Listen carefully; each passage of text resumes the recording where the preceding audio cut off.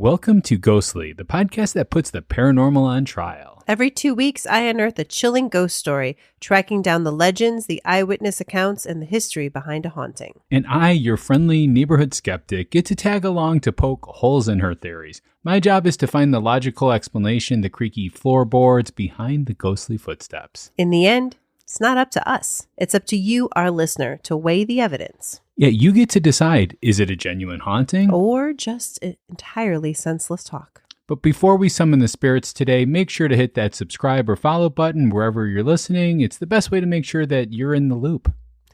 As always, we're your hosts. I'm Pat. And I'm Rebecca.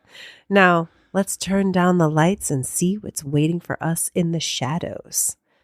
Is Ashmore Estates haunted? Yeah. Or are Ashmore? I couldn't decide the grammar, but we're going to go with Let's say is, yeah. It's a place. Yeah. So, yeah, and we just had Mike Morrissey on, and he said that was one of the haunted places, one of the most haunted places that he went to. Oh, we're going to talk about Morrissey. Oh, we are? And we're going to talk about what happened to him when he went to Ashmore Estates. Uh-oh. Oh, yes. We are? Are you sure? Uh-huh. Okay, well, I mean, we could have talked about it with him here. Well, maybe. We did a little bit. Okay, but gotcha. he didn't tell us the whole story. Oh, but okay. in the documentary, he did. All so right. we're going to talk a little bit more about stuff. A little bit more. Mm-hmm. So if you're a regular listener of Ghostly, you know that we love to dive deep into the history behind the hauntings. But before the EVP recorders and the dark hallways, there was a story of social reform, architectural pride, and a legal battle involving a future president. Did you know about that? No. This isn't just a building. It's a time capsule of how we've treated and sometimes mistreated the most vulnerable amongst us for over 150 years. Some would say maybe to this day, too. From its origins as a 19th century poor farm to its survival through fire, wind, and condemnation, the history of Ashmore Estates is as solid and enduring as the fireproof bricks that J.W. Gaddis laid in 1916. So buckle up because we're moving past the legends to look at the real-life timeline of Ashmore Estates. Ashmore Estates stands as one of the Midwest's most famous haunted locations. With decades of hardship, death, and abandonment etched into its walls, many visitors believe the spirits of past residents still linger within its corridors. Wow. All right, Rebecca, do you have a ghost story for us? I mean, of course. Let's hear it. I'm excited to get back into this.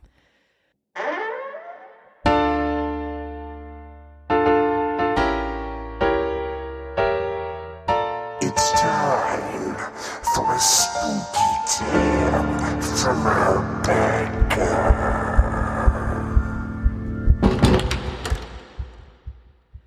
I didn't expect Ashmore to feel so quiet. Not peaceful, just still. Like the building was listening. My sister and I were in one of the empty rooms upstairs. The kind with peeling paint and old light that pours in through the cracks where windows used to be. We'd spaced out on purpose, trying not to crowd each other, trying to give the place room to breathe. She stood closer to the center of the room, while I climbed up onto a heavy table near the wall so I could get a better view down the hallway. It wasn't smart, but it felt safer up high, like I could see whatever might come in. We weren't talking much, just watching, waiting. That's when my sister laughed under her breath and said, like she was more like annoyed than scared, "Okay, stop pulling on my shirt. It's getting old." I looked at her. "What?" I asked. She didn't look at me. She just brushed her hand at her side, irritated, like a kid had been pestering for her attention. "Someone keeps tugging my shirt," she said, like over and over. I felt my face go cold because I was nowhere near her. There was a good 6 feet between us, and I was still on the table. I couldn't have reached her even if I wanted to. She finally turned to look at me, and her expression shifted. The annoyance faded into something sharper. Confusion first, then fear. "You're not doing that?" she asked. Before I could answer, I saw it. Not a person, not a hand, just the fabric of her shirt pulled backward, twice, like invisible fingers pinched the cloth and gave it an impatient yank. My stomach dropped so hard it felt like the floor moved under me. My sister's eyes widened. She grabbed the front of her shirt with both hands, holding it against her chest like she could keep it from being touched again. The room and the air turned colder. Not all at once, but like a door had opened somewhere we couldn't see. And then, right behind her, I heard the faintest sound. A tiny step, like a child shifting their weight. My sister whispered, "Hannah." I couldn't make my mouth work. I couldn't even tell her to run. All I could think was, it wants attention. And we were the only ones here to give it. Wow. All right. So how much of that ghost story of yours is based on any kind of actual facts? It is absolutely based on an actual story that two sisters tell. Now, obviously, we've dramatized it, whatever. But yeah, we will definitely be talking about this one. All right. Well, I look forward to it. All right. So let's get into the pet facts. Pet facts.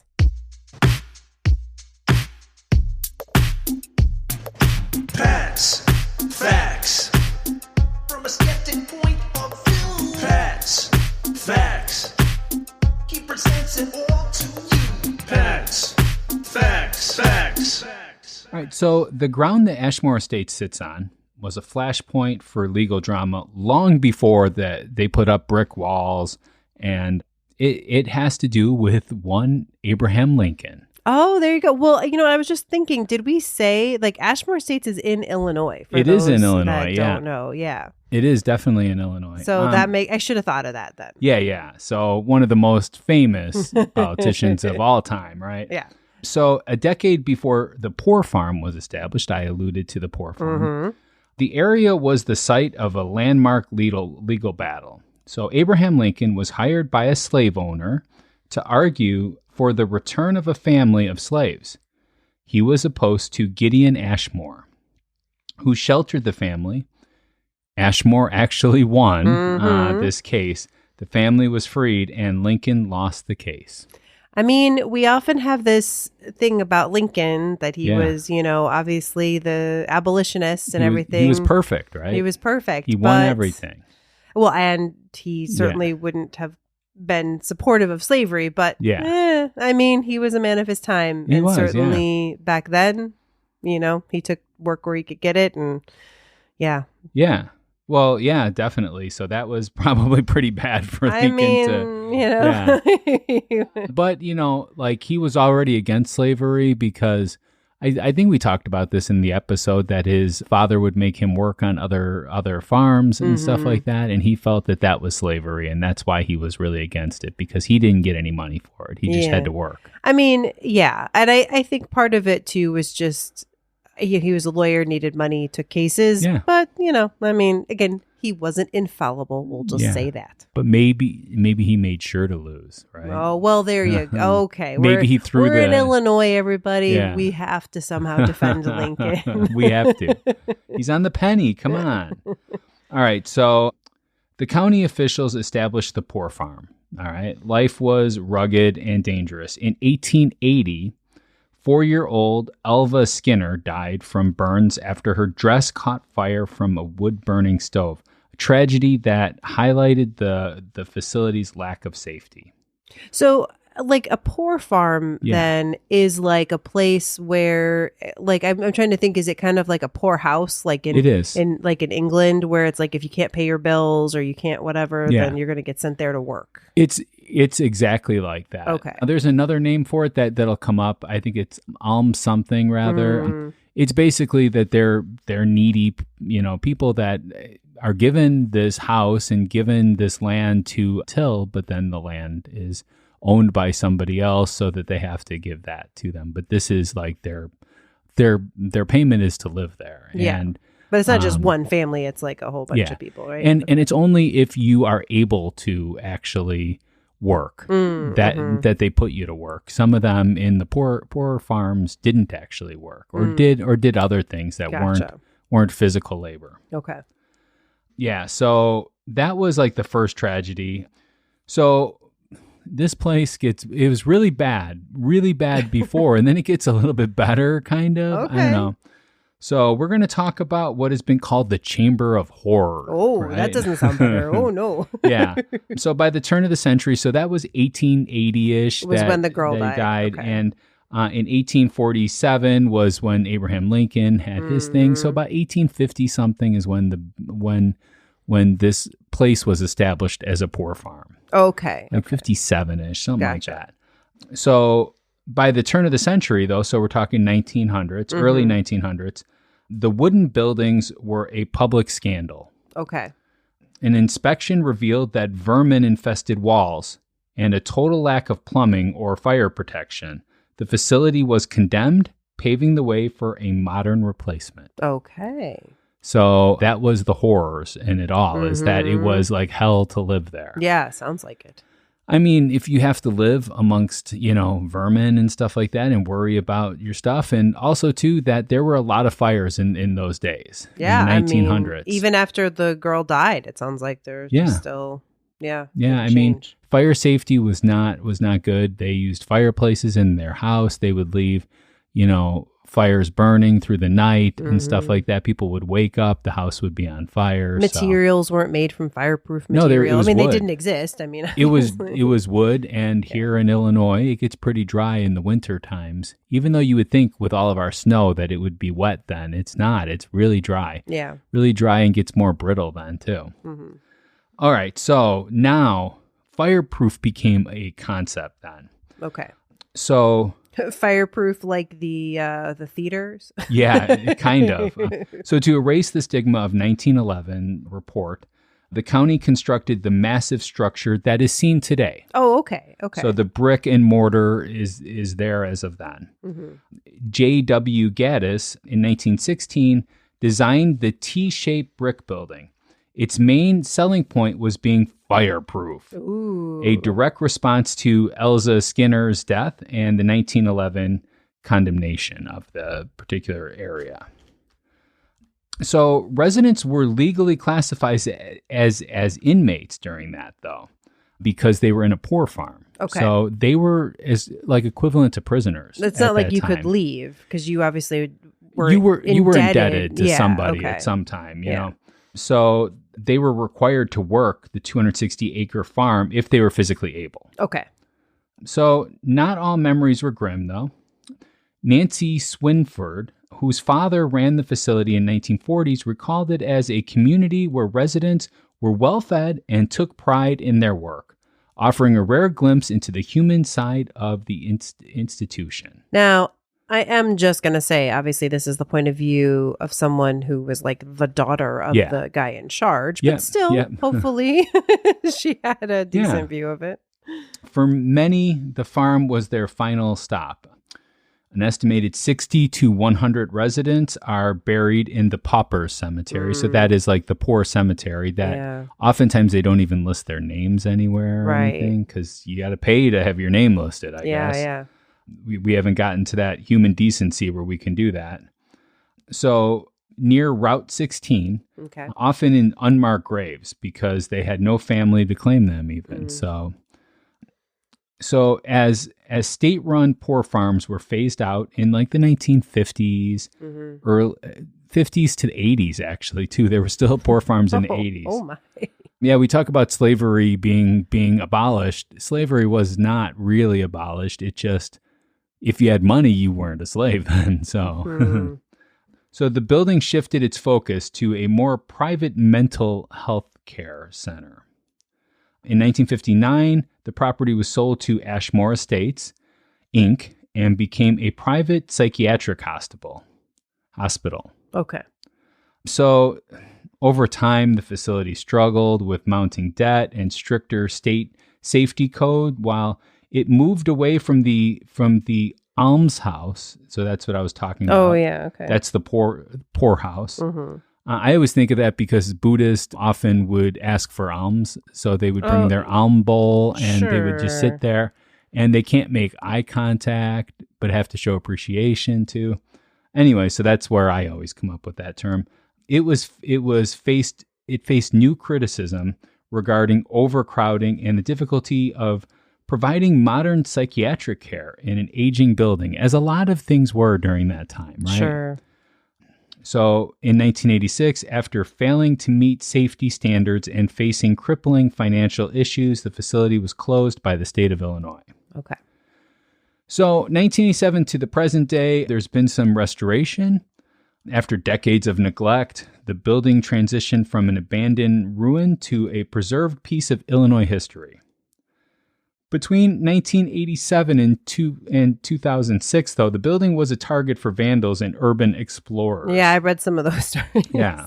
It narrowly escaped demolition several times, including after a devastating windstorm in 2013. Yeah, I read about that. There were some people that were in there like just the day before, hours before, and then it was just gone. Absolutely. Or not all gone. It wasn't all gone, Yeah, no. but damaged.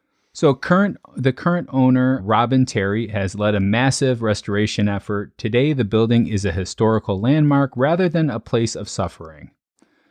In recent years, the building has hosted television personalities like Jack Osborne and actor Jason Mewes. What? From Clerks and Jay and Silent Bob, you know. And Jamie Kennedy. That's as well, awesome. helping to fund the ongoing preservation of the site through historical tours and events. So I have a little timeline down there. Do you want to talk about any of that stuff there? So we have Ashmore. He was an Abolitionist. An abolitionist.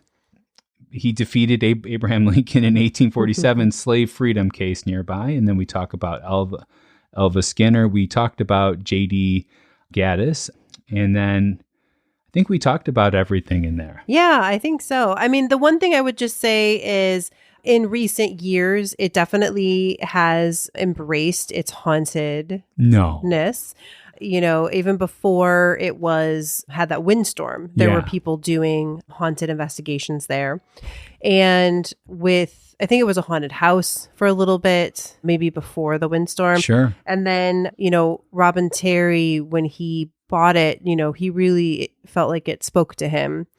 And it's restored, but like he wants to keep it, like it's not restored like someone could live there. Like it's restored in that it's safe for people to be in it, but it still has peeling paint and, things like that. And then there's like bunkers. They built like almost like little bunker spaces. So when people like spend the night to do investigations, they have like a little space that you can rent to sleep. Oh, you have to rent it. Okay. Yeah. Like, well, if you buy an overnight stay or whatever, you're not sleeping inside the house, you have this other space. Okay. Though I feel like most people that go there to investigate are we don't do this, but the people we know that do this, they're up all night. But maybe because they catch a couple hours at 6 or something. Like if you heard Rebecca talking about it, we have a lot of respect for those paranormal investigators because what they do a lot of time is just sit there in a boring place for hours. Place. It's always cold too. Always cold. So like you hear all these people talking about, well, the place was cold because there was ghosts. Well, it's cold too, period. Yeah. It's and then cold. it just gets colder when the ghosts. I couldn't even imagine some of those places getting colder. It's just cold. It's like there becomes a point where cold is cold and that's it.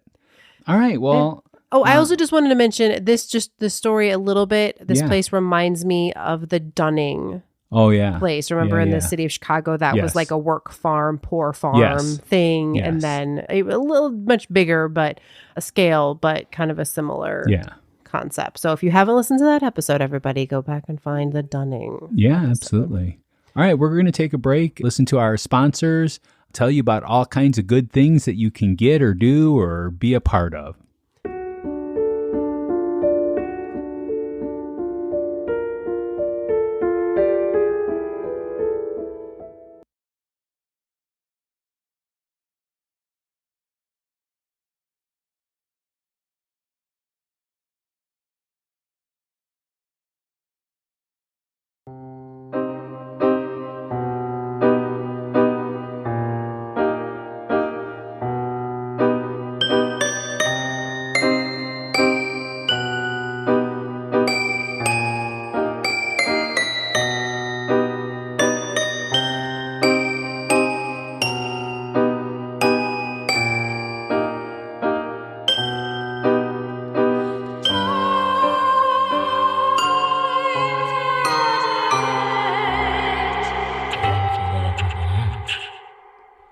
right, Rebecca. Obviously, it was pretty positive for like 100 years, so there's probably no ghosts there. So I don't think we need to even talk. Positive? How was it pretty positive? The 1900s, it became more. People said it was great to live there. Yeah, the boss's daughter was like, "Yeah, this place was great. Everybody loved it here, and we all just worked together. Yeah. Even though they couldn't leave and I could, it was totally fine. It sounds pleasant, though. It really does. So there's probably no ghosts then. I'm imagining, right? No, there's definitely ghosts. Oh, geez.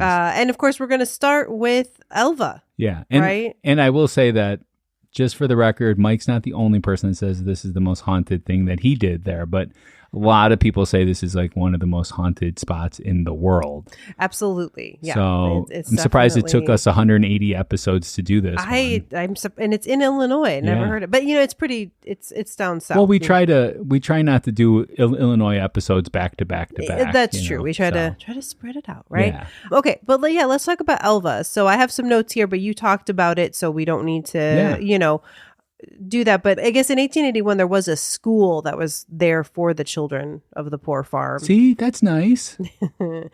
But the mentally ill inmates could freely roam the property as well. But she, part of this is just tragic. I don't think this was necessarily anyone's specific fault, other than I guess no one was minding her. But she was by the fire and her clothes caught fire. Well, let me say something though, just because.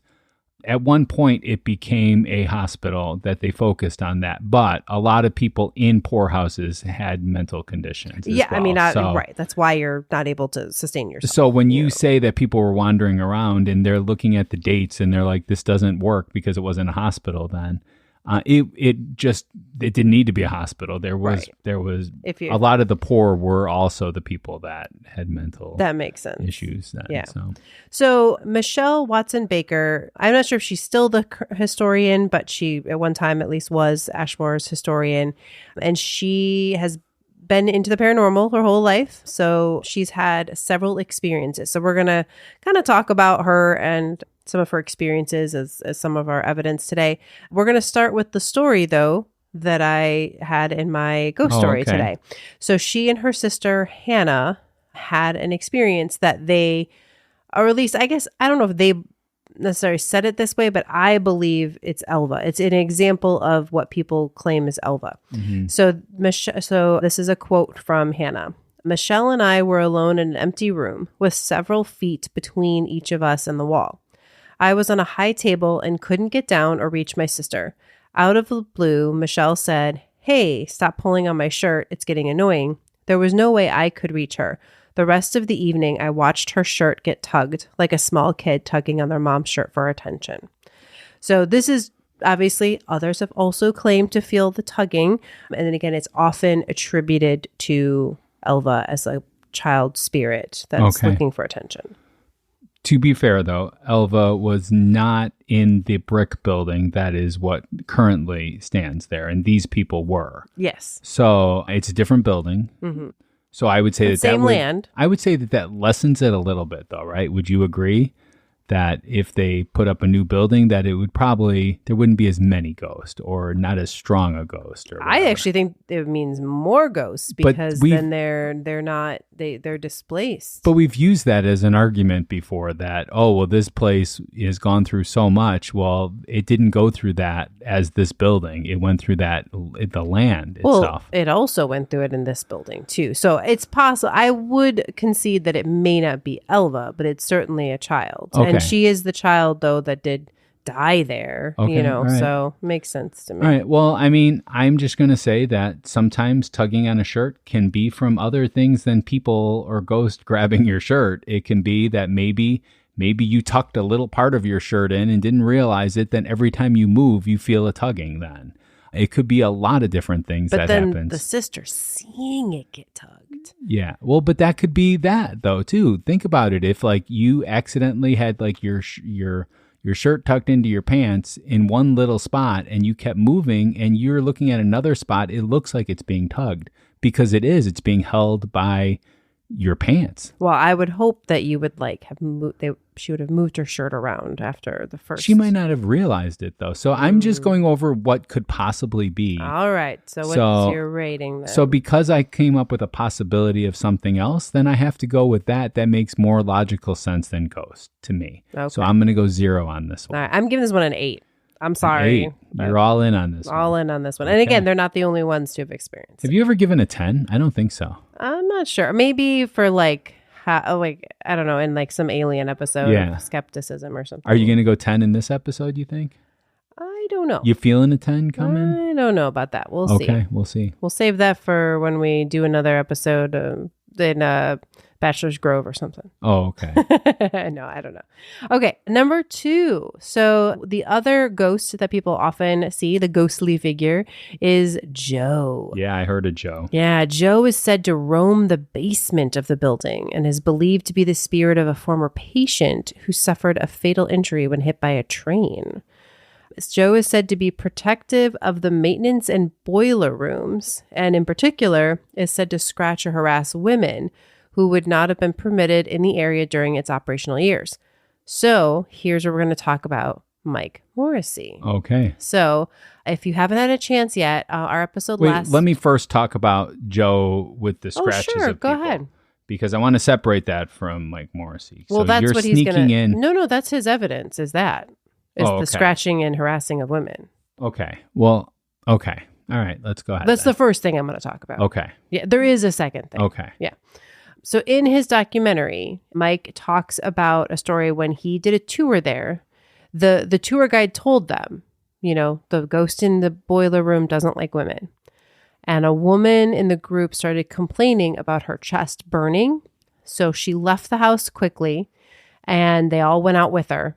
And then when they looked at her chest, she had red claw marks on her chest. And that's what was causing the burning. And she refused to go back inside. Now, there's a second thing that happens with Mike that he did talk about last week, but we can stop here if you want to talk about the claw marks and the chest and the women. And okay, yeah. So I'm going to say that oftentimes when you're in a stressful environment, and sometimes this is these kind of like places where you believe that there's a haunting, maybe you were dragged in there, you didn't want to go, or that you wanted to go, but you're still super scared. Like, when you go to like a haunted house around Halloween, it's like you want to go a little bit, but you're still super scared. I think it's possible that she might have clawed herself because she was so scared. Wow. Yeah, I'm going to go with that she clawed herself and that it was too dark for anyone to see. So Mike, didn't see that part. He just saw the aftermath. He didn't see her get scratched. So he saw before and after. And I'm just going to say she could have done it to herself accidentally and not even realized it. It's just stress can do that to you. I mean, people have done worse. People have done stuff to hurt themselves physically. I've heard of people causing damage to their teeth, to their nose, to their eye because of stress. So it is plausible that could be the reason. So I'm going to have to sadly go 0 on this one. Although I respect Morrissey, I've known him for a long time. Never have I ever heard him say anything that wasn't true. But I am not saying that he's lying. I am saying that he just didn't see the part that happened. Gotcha. Well, this is a common thing that happens in hauntings. It is not uncommon for people to have these horrible scratches. And I don't know, to me, this is a perfect example of something that a lot of people have experienced. And I do trust Mike that he was there. And again, anyways, for me, this is a good one. So I'm going to give it a 7. Okay. For this one. But also, too, I would like to say one more thing, though. She was in the boiler room, too, which maybe she had some kind of allergic reaction causing the red, too. And that would explain why she would scratch it, too, if it was all, if she caused herself to have a rash or something like that. So I'm going to go medical on that. Medical, okay. Now, I did keep in here, just when I grabbed it, the other talk, the other thing that he talked about in case you wanted to chat about it, which is that he went back in with the group and they were using one of those apps as like a, what are they? Why am I?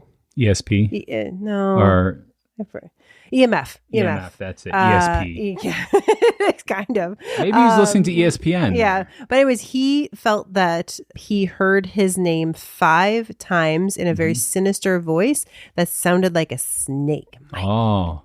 Maybe he's got snake tongue. What is that called where you can speak snake? Oh, parcel tongue? Yeah, maybe he's got parcel tongue. Maybe that's what it is. He's just hearing us. Yeah.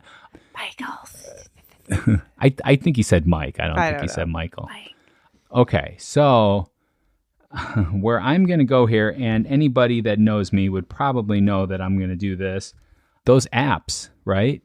How do they sell these apps? How do they, like, if you never heard anything, first of all, what makes the sound? They're not using radio frequencies. I know Mike had said radio. It's not radio, though. It is internet. It is words that they have scattered through, and it randomly says these words.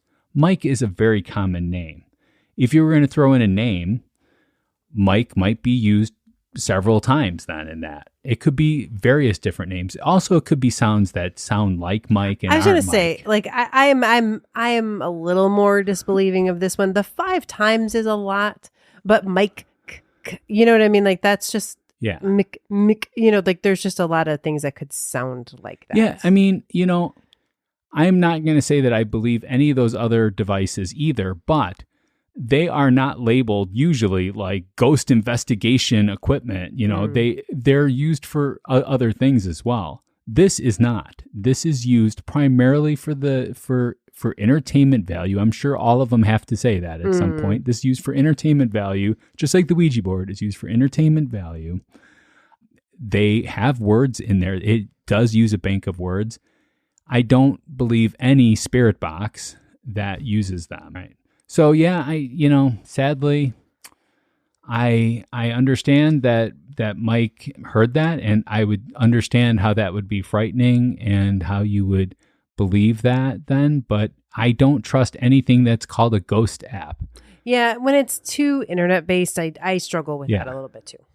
I mean, we have to use science in that. Oh, as I was saying in book club though, that I don't go around just telling random people that they're wrong about ghosts. I will listen to ghost stories when we're out in public, when I'm not representing ghostly. So they shouldn't be afraid to approach you and tell you a ghost story? I mean, unless we're at a ghostly event or something like that. But if you see me in the wild sometime and you tell me a ghost story, I'm gonna tell you that I enjoy the story. You know, this is true. He's not a jerk. I don't go around telling people no, that it's not true. But I mean, that would be a red flag for me right there. If I heard ghost app, I'd be like, well, those things are made to do that. So yeah. Agreed. All right, let's move on. We got a couple more here. So we're going to go back to Michelle for the last 2. Just because, again, she's one that went on the record. But these are both, stories of things that other people have said as well. Okay. So she shared one of her first experiences at the estates. She says, quote, "At one point, I spent a lot of time in the building alone, packing or cleaning. One day, I just said goodbye to the then owner and watched them pull out of the drive. I walked into the building, locking it behind me. I set off to do my tasks, and as I walked into a room, I heard, 'Well, hi there.' As I was on a mission to get something done, I simply said, 'Hey, how are you?' and kept moving until I realized, wait, I'm the only one in the building." That would be super creepy. Not gonna lie. Can't believe she still works there. What if it was hello there? That would have been. Hello there. It would have been Obi-Wan Kenobi's in the room with her. Now, I'm not sure. Obviously, I'm reading this, so I don't know exactly what it sounded like. But that's what I am saying. By the way, I am going over what you have here. I have not seen this previous, but this is labeled Rebecca Evidence 4. You didn't do Rebecca Evidence 3. So yeah, we did. Oh, we did. Oh, okay. Did we? Did I skip it? You did, but let's stick with 4 then. I'm so sorry. I want to make sure you get all your evidence. Thank you. So I should have just said. I shouldn't have said anything. No. I would have caught that. Okay, so I don't know. sometimes people mishear things. Is that too crazy to believe that that is? I mean, that's pretty clear. Well, hi there. Or maybe it was, well, hi there. I mean, I don't know. What kind of... Okay, well, maybe it was a radio on that she wasn't aware of. Maybe the radio had low power, so she only heard those words. Maybe it was a television set. Maybe it was... I mean, there's a lot of different things we can use here. Maybe it was an Obi-Wan Kenobi doll that you pull the string on and it just I it think randomly she would says have it. known all those things. I'm just there or saying not. that there is a possibility of well, other hi things. there. Hi there, missy. I don't know. Yeah. I don't know what it sounded like, but I don't know. To me, it's creepy. I gave this one another 7. Well, I'm going to give it a 0 only because if I can say that there's other means, I'm going to believe those over ghost any day. So, All right. So, yes, let's go back. No. We Yeah. weren't done with the boiler room. So Okay. sorry, everybody. Okay. So, the other thing about the boiler room, and this was kind of interesting. So, one of the claims is that people have been knocked over okay. in the boiler room. And what's really weird is I found a comment and then I couldn't find it again. I if I had taken more Oh, time. must have been a ghost that posted that. Yeah, then. right. Well, no. I didn't look hard enough, Oh. but there was a comment of somebody who was like, my son was on a tour and someone got knocked down, and I was like, that's like a third party. Yeah. I'm not gonna pull that. But then literally like 2 sites later, I found a first person account, good. and actually I have 2. Okay. Okay. So the first was a comment posted on the Illinois hauntedhouses.com website. And the label of it was day or night, she will talk to you. Okay. So this is what he wrote. There wasn't a name. Mm-hmm. Have seen shadows, felt very cold spots. Wait, his punctuation is horrible. Yeah, here, by the way. I know. This is one Yeah, of those internet okay. comments. And again, we don't have to talk about all of this. Yeah, It's yeah. going to get to the part that I care Felt about. very cold spots. Yeah, when it was hot out, heard voice, heard my name called, been knocked Well, hold on. across. I know, I'm going to be careful. But let's stop here with the cold when it was hot out. Because Yeah. I want to dissect this. then. Okay, sure. So All right. I always I always try to give you the out. We don't have to talk about it all. Yeah, but I don't want to like have these things linger anymore Okay. once they're out there. All so right. Let's, it's boiler rooms are in basements. yes. Basements are colder than outside. Yes. Underground colder than the hot outside. Also, too, you feel cold more when you've been hot, right? Mm. It's like you can't feel good unless you felt bad. You know, you can't feel cold unless you felt hot. So it's like when you are really hot, if there's just a little bit of a breeze, it can make you shiver. You know, I'm gonna say that being in the basement is the cold spot. Go ahead. Okay. And he heard his name similar to Mike. Yeah. You know, all that. Okay. So then he said, been knocked across the room on my, we're going to say butt. He didn't say butt. Okay. But okay. Or arsenal. There it on is. on his arsenal. On his yeah. arsenal. Had board come off window, flew across Had room. board come on. Getting knocked on my arsenal was my fault. Should have given the spirit its space. They do have feelings just like us. It's a great place. Just respect the spirits. It's home. Their home. It's their Okay. home. There you Okay. go. Anyway, so he claims that, he got knocked down, a board flew across, and, that it was his fault that happened. All right. Was it signed by anybody? We credit anybody for this? No, there was no name for Okay, it. so no name We'll have attached. the link though to the Yeah, website yeah. where you can go see the comment. Mm. And I have another Yeah. another story, but we can talk about this one first. So I'm going to say for both of these too, always when you read things on the internet, especially when they're not posting their name, I see the other one has a name. Yeah. So when they do not have a name, they can say whatever they want. And that's where you get trolls a lot of times that are saying things that they don't necessarily even believe. They're just trying to get under people's skin. I'm not saying this is exactly it, but just always take those things as less serious than ones that have names attached to them. And even though the name doesn't really even mean much, because we're not going to track down the people. I was going to say, Pat it won't matter that we have a name. He's still going to not believe it. So. Yeah, but I like it. It makes it less obvious that I can not believe it. Okay. I have to go. It takes me a little bit more to not believe it then. So yeah, I'm just going to say that maybe he hit something because a board came off the window, flew across the room, and he fell down on his arsenal. It's like maybe he fell down. Maybe he tripped, fell down on something that hit something else that caused a domino effect that knocked this board across It's the room. Final Destination. Yeah, exactly. In the boiler room. It's the boiler room Final Destination. Ashmore Estate. But, I mean, crazier things have happened. It's dark too, right? I'm assuming it's dark I'm there. assuming there's some light in there. I mean, I'm assuming it's not like brightly lit up, but that, Yeah. I'm Well, guessing Mike, there's let some- us know. Yeah, there you go. All right, let's talk about the other falling down story. So, getting knocked down story, I should say. Albert Siloto is a sensitive, since he If that is his name. if that is his name. This is in a news article. Yeah. Since the age of 7, he could feel and sometimes see things, but was not always able to understand. So, anyways, they're just talking about him. But he had his own unique experiences at Ashmore. I'm sure he did. Quote, one that really sticks out is when I got knocked across the boiler room. It was a spirit that was being aggressive, and so I got aggressive back, and he knocked me across the room. It took all my energy out of me, and I had to stay down for a bit. I could not get back up. All right. So also this would be like a PSA, public service announcement. Mhm. You can't fight a ghost. True. Even though I don't believe in ghosts, if there was a such thing, they are not going to take your blows as a blow. Like you can't punch a ghost in the face. True. Even if you could, it would be like a cartoon thing. Their face would like cave in for a second, then come right back out and be like, bing, bing, bing, bing, bing, bing, and then, so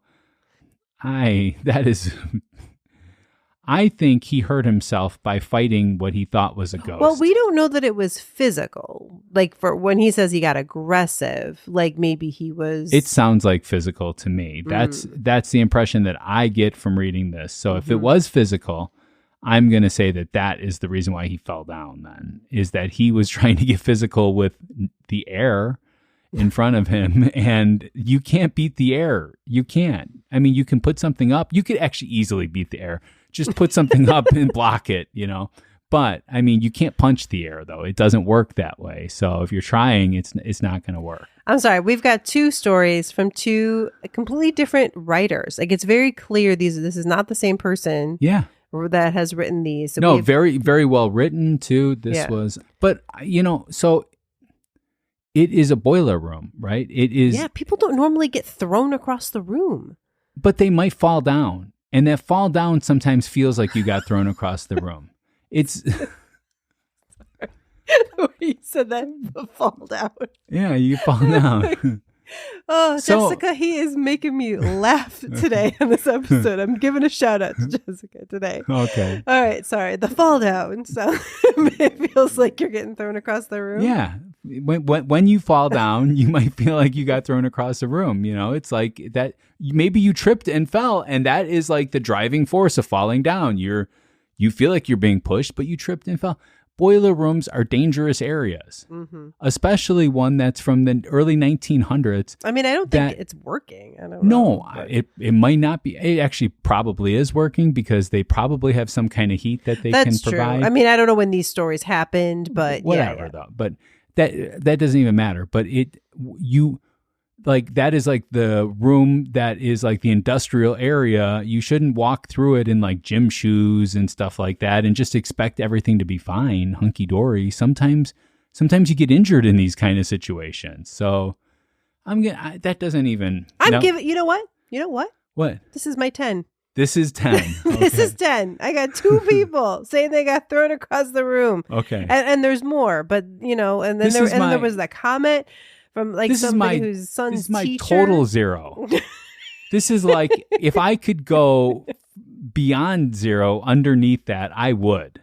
But we're not allowed to go negative on this, so I'm going to keep it at a 0. All right. Okay. All right, so we did 4, so now we're on your Now we're on the 5th, last which, one. by the way, this is not 5 pieces of evidence. This is like 30 pieces of evidence, just so we're aware. But It okay. sneaks in there. Now, the one thing that the evidence that we just looked at too, Yes. he talked about shadows. So let's talk about shadows. Okay. Okay. So this is still continuing with Michelle Yeah. telling another sighting. So on another occasion, a group of us were investigating. It was common at that time to be able to see shadows walk into the room and disappear. Mm-hmm. One of the shadows turned and looked at us. We could see its eyes and it ran towards us, disappearing just before it would have hit us. That's one of those instances I was scared. Just for a moment. I'll never forget it. Oh, man. You guys are going to hate Shadow me for this one. people, eyes running. You guys are going to hate me for this one. It's a figment of your imagination. A That's whole what that group. is. Yeah.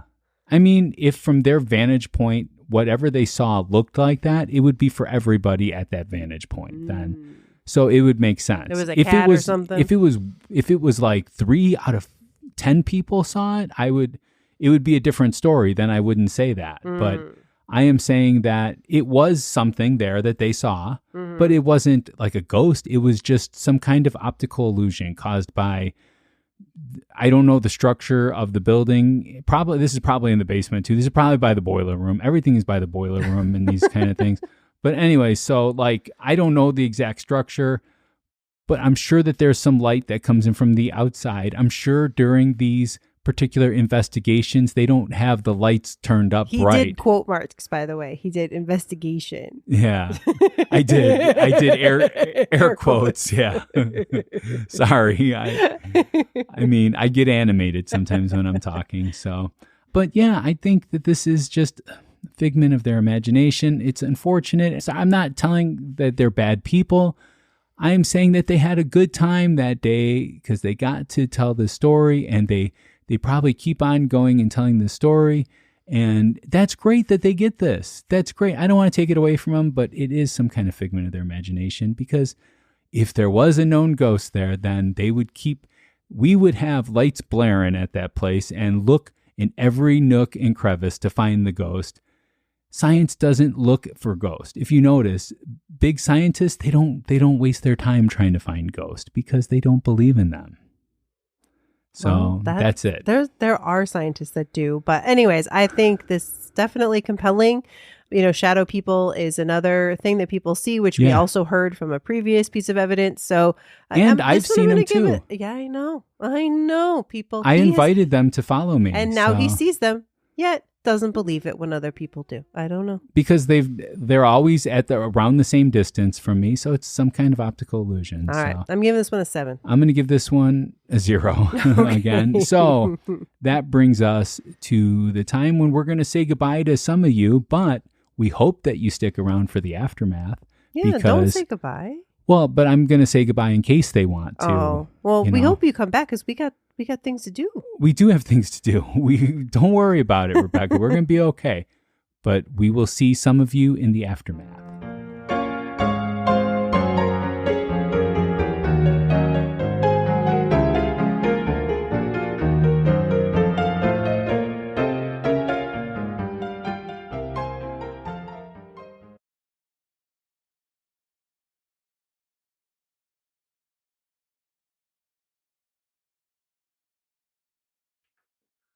All right, Rebecca, you screwed up now because you put a 10 in there. So now what is your overall rating going to be? You had a really low one there. What was it, like a 4 or something like that? No, I didn't have no 4. For the ghost app? What was the ghost app? Oh, the ghost. I didn't even give that a score because that wasn't really a piece of evidence. That was just like it was just a sneaky thing to... Yeah, you didn't give it anything either. It's a 0. Yeah, well, that's fine. But that doesn't count. Okay, so no, I had a 6. I had some 7s. I had an 8 and a 10. So I'm going 8. You just did a 10 in spite. It's not the same thing. You just did a 10 in spite. No. Okay. You wanted a 10. And I did want a 10. I asked when it was going to be a 10. When I really started thinking about it. Okay. Yeah. All right. So you're giving 8. Yeah. Well, how about you? That is a super high number. It is. So you really believe this place is super haunted. That's what people say, and I believe them. Mine is going to be 0. I'm factoring in all my numbers. I'm averaging it out. All my zeros become 0 then. So that brings us to the closing arguments. This is our last chance to convince you to vote our way. We are each given 1 minute of uninterrupted time. We will time each other on the Ghostly Studio timer to keep everyone honest. Rebecca, are you ready? Yeah. Let's do this.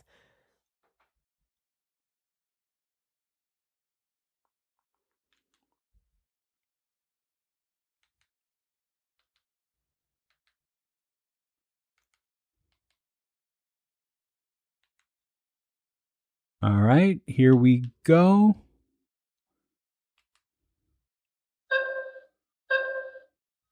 All right. I wasn't prepared for how much evidence that there was going to be for Ashmore Estates, especially first person, people's names. That's often what Pat is looking for. He gets upset when we don't have those things. So I was excited to be able to bring those. Everything that we talked about are things that multiple people have reported. I'm just giving an example. And it really to me is compelling to have multiple people tell the story of being pushed, and multiple people mentioning shadow people. And then these really specific stories from these women that again are representative of things that a lot of people have said. This is a place that had a lot of tragedy. I mean, also some happiness, I'm sure too, but it doesn't surprise me that after all that's happened, there are spirits and they are reaching out. All right. Pat, am I ready? Yes, I am ready. Let's go. Let's go. All right. So I know some of you believe in ghosts, and some people, do. That's the way that it is. People believe in ghosts, and that's totally fine. But if we start trying to prove or disprove them, that's where we run into problems, because science doesn't really support the idea of ghosts. There's been no documented ghost on any legitimate scientific study. So therefore, when I am going over the evidence, I have to look at other things. But what I do is, if I can come up with a logical reason why something would happen other than ghost, I have to go with that, which is based upon what is proven by science. It's the laws of physics. We're going against physics to say that there's ghost. So that's what I use, and that's why I chose that it is not haunted. And that's it. And I had 4 seconds left. Yeah, that was pretty good for you. Usually you'd take less time. Oh, yeah, I do. Yeah. Well, I had to explain myself. That was so good. I wanted to do that. So do you have a ghost story that you're dying to share? Now you can. Ghostly has an official phone line. Call or text us with your spooky encounters. And if you leave a voicemail, you might hear it on the show. You can also just say hi or make your voice heard in our latest polls, because as we just did our closing arguments, it's time to vote. So here's how to vote. With the phone number, you can text the episode title and then yes if you're a believer, no if you're a skeptic. Then give it a haunting score from 1 to 10. Your opinion matters. Let us know what you think. And here is that number. 312-869-9929. 312-869-9929. 312-869-9929. We should make it into a jingle. I got to get Mondo. Yeah, you got to get Mondo on that. 312-869-9929. Ghostly. Yeah, there you go. All right. So this would typically be the part where we would do shout outs on the show. We do not have any new Apple Podcast reviews, and we do not have any new members of Patreon, although get on that. Come on, guys. We have a lot of episodes there. Yeah. We're also planning to do some Q&A sessions and stuff. And if we get enough people that join, we are happy to relaunch Ghostly X and bring you even more episodes and current stuff. Talking paranormally, maybe? Talking paranormally, I would love to do that. Not just for Patreons, but for everyone too. But maybe Patreons get to submit questions or something like that. And also too, if you are a Patreon member and you want to suggest an episode that would be too short for Ghostly, we would be happy to record that and put it out on just Patreon too. Yeah, so absolutely. We have a lot of different tiers to choose from. It is a subscription thing. So, you could pay $1, you could pay $10. All of them get the right to be able to suggest episodes, but only a couple of them, I think it's like $3 and more or something like that, can listen to the Ghostly X. So, but whatever, it's relatively cheap for a month. It is, and we really appreciate it. Again, we don't really make money from Ghostly, but this helps us to keep it going. Yeah, and also it helps us to be able to plan things that we can do. Like when we go to C2E2, it sometimes helps pay for our parking, or it might, we might be able to get a guest on and take them out to dinner or something. There you go. Oh, and if you have a guest suggestion, also send us that. Yes. And again, if you're on Patreon, anyone can send us these things. But Patreon takes precedence. Absolutely. Yeah. All right. We do have some listener mail. Oh, okay. Awesome. Yeah. So we're still going with Nicole. Oh, okay. We have our From back in November. Sorry. Oh, you know what? I mean, now that we're in the aftermath, I think maybe we can take a second and just say we are really sorry. This episode's coming out a little bit later than we hoped. But Ghostly Studios going through some construction. There's a lot of banging and things happening. Just for the record, Ghostly Studio is in my place, and I was hit by a tornado 2 years ago, and all of my place got brand new windows, but there's a lot that goes into that, and it's still not finished, but it's been a month of just dealing with this, but we finally have enough of an area where we can record. Yeah. I mean, if you've ever had construction done somewhere, you know that it's a lot of stopping and starting, especially in the winter. Yeah. Who would have thought in the winter putting windows in Illinois would be such a dramatic thing, you know? So we can't promise that there may not be a delay at some other future time. We're hoping not, but you know, again, as the construction continues. Okay. As the wheel turns. Yes. All right. So let's get back here with Nicole. So we've just finished. She talked a lot about Rhode Island and growing up at her aunt and uncle's house. I don't believe that we read this part. So sorry if it's a repeat, but I don't believe so.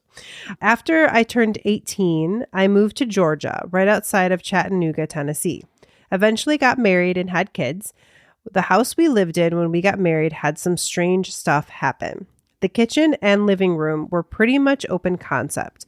We would be sitting in the living room, and from the kitchen, we would hear what sounded like a cat or dog picking up dry food and dropping it on the floor and eating it. We had pets, but when we'd hear the sounds, we would look and our pets were with us or outside, not in the kitchen that we could see straight into. Wow. When lying in bed, we would get the feeling of a cat or dog walking at the foot of the bed and on the bottom half of our legs and feet. When we'd look, there'd be nothing there. I always refer to the house as having a cat ghost. Which we did a whole episode on ghost pet ghosts, ghost pets, whatever. Not ghost pets, because that would be that you have a like a fake pet. Or that, you adopted a ghost as a pet. Oh, right. Know? Gotcha. Yeah. Anyways, definitely go check that out. There's some great stories there. And I guess since we haven't been doing the polls, and I didn't even look to see what they were. So, well, just really quick, if you have a story for us, you can send it to us. info@ghostlypodcast.com or use the contact us form at ghostlypodcast.com or call us and tell us the story. 312-869-9929. Or our favorite. I promise I will do my best not to pick up the phone so you can just record whatever you have. Oh yeah, don't be scared. Don't be millennial scared. No one's going to answer the phone. It's going to go to voicemail. I see it comes from Zoom, and if I don't know the number, so if I don't have your number saved in my phone, I'm not going to pick it up. Yeah, it's okay. And then you can also, of course, do our favorite way. Yeah, which is to send it through the mail, which Nicole did. Yes. So all you have to do is get one of those envelope things, right? Or you could do a postcard if you want. I mean, that we've gotten those too. Yeah, and you can fold up a piece of paper and put it in there, but you have to write on the piece of paper, either handwrite it or type it and print it. Yeah, you could do that too as well. And then you address it to P.O. Box number 264, Geneva, Illinois, 60134. You throw a stamp on that thing. You could put it like a return label. That's always helpful too, right? So especially if you have one of those as a sticker, that's really cool because you could just throw it on there. It takes you a second then. And then, you have to go to one of those blue boxes, at least in the United States. Mm-hmm. You go to one of those blue boxes and you just put it in there. Not random blue boxes. They have to be ones that say like post office on it. You throw that in there and then it will magically come to us in a few days. Yeah. And we don't check it very often though. So if you give us a heads up, that would be great. If not, we check it like once a month or so. Yeah. And of course, you're not going to remember all of those things. So if you go to ghostlypodcast.com and go down to the bottom of the page, you'll see all of this information. Well, I don't have the instructions on how to mail though. So that's I just have the address. But I mean, so you have to figure it out. Yeah. I think they'll be okay. You can watch a YouTube video on how to send a piece of mail. So All right. We do have to move on. As you were starting to say, we've got polls. All right. We have a lot of polls. Yeah. So, okay. How many polls did the believers say was real? Okay. So we have 1, 2, 3. 3. Okay, so there's 6 polls here, right? Yes. So then that's half and half. 50-50. It was 50-50. Okay. Yeah. All right. Now, let's start with the least haunted one then. Oh. So let's go with the one that has the most no's. The highest no. Which I think is Ringwood Mine, I was just right? going to say, it's the most recent one, Yeah, Ringwood Mine, which is still back in November, if we can all remember Yeah. that. But yeah, that one, even for me, I remember thinking like, Yeah. So I think that's why. 70-30 Yeah. for that 70-30 for that one. Yep. So what would be the next one that has... So I would say... Probably Lucy. Lucille Ball. Yeah. It was closer though.